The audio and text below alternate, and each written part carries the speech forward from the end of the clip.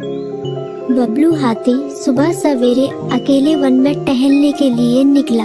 वह अपने ही धुन में चला जा रहा था। लगता था उसके दिमाग में कोई उलझन है जिसे वह सुलझाने की कोशिश कर रहा था। सड़क पर आगे बढ़ते ही उसके सामने चीकू खरगोश भागा। बबलू का पैर उसके ऊपर पड़ने ही वाला था कि चीकू जोर से चिल्लाया। उसकी आवाज सुनकर बबलू ने अपना पैर पीछे खींच लिया। कहाँ खोए हो बबलू भाई? कहीं नहीं, बस कुछ ऐसे ही सोच रहा था। किस बारे में? तुम जानकर क्या करोगे?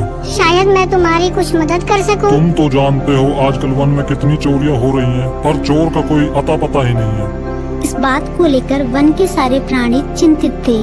वे वहाँ खुद को सुरक्षित महसूस नहीं कर रहे थे। अरे चीकू भाई, हम मजबूर हैं। हम चोर को पकड़ ही नहीं पा रहे हैं। वह बहुत चालाक है और अपने काम को बड़ी कुशलता से अंजाम दे रहा है। कहीं कोई सबूत ही नहीं छोड़ रहा।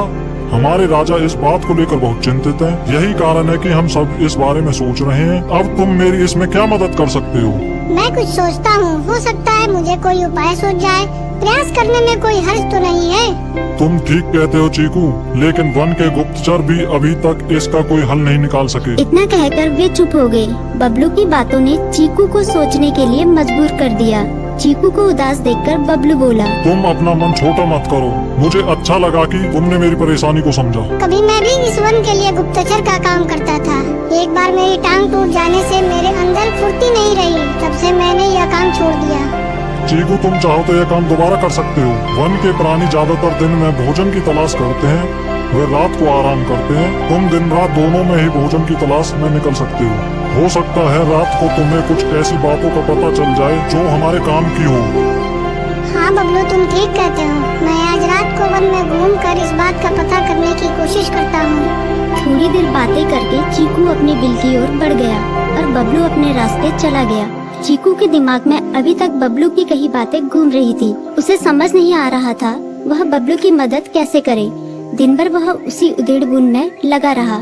शाम होते ही चीकू कुछ सोचने लगा और वह चुपचाप बिल से बाहर निकल आया। चीकू की पत्नी ने देखा तो बोली, इस समय कहाँ जा रहे हो? बाहर खतरा है। खतरा तो सुबह भी रहता है, लेकिन खतरों से डरकर हम भूखे तो नहीं मर सकते। मैं बाहर घूम कर आता हूँ। इतना कहकर चीकू रात को बिल से बाहर निकल आया। कुछ दूर जाकर उसकी नजर बंकू उल्लू पर पड़ी, जो कुछ ही दूरी पर था। वह पेड़ की डाल पर बैठा अपनी गर्दन चारों तरफ घुमा रहा था। वह तेजी से पेड़ की एक डाल से दूसरी डाल पर उड़ रहा था। बंकू की नजर उस पर नहीं पड़ी थी। कुछ सोचकर चीकू पेड़ के पीछे से बाहर निकलकर थोड़ी खुली जगह पर आ गया और वहाँ से बंकू उल्लू को देखने लगा।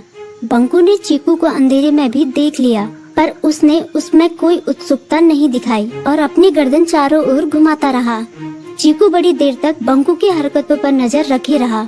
वह थोड़ी देर तक खुले मैदान में खड़ा रहा, पर बंकू ने उसे देखकर भी अनदेखा कर दिया।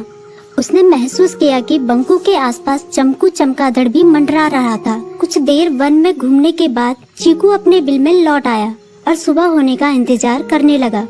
अगली सुबह बबलू उसी रास्ते में जा रहा था। रास्ते में चीकू उसका इंतजार कर रहा था।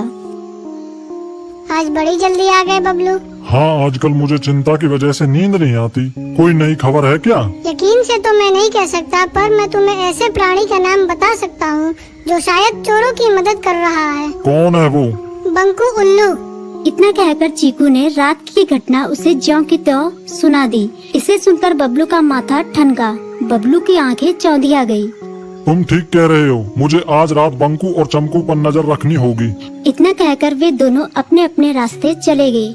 बबलू रात को अपने साथियों के साथ बंकू पर नजर गड़ाए रहा।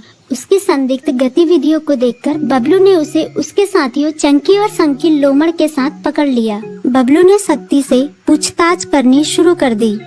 तुम इस समय बंकू चमकू के साथ क्या कर रहे हो? हम चारों दोस्त हैं, इसलिए साथ बैठकर बातें कर रहे हैं।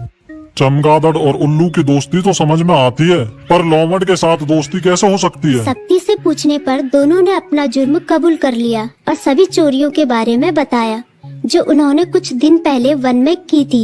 बबलू ने उनके चोरी का सारा सामान भी बरामद कर लिया। बंकू और चमकू को अभी तक समझ में नहीं आ रहा था कि वो इतनी आसानी से कैसे पकड़ में आ गई।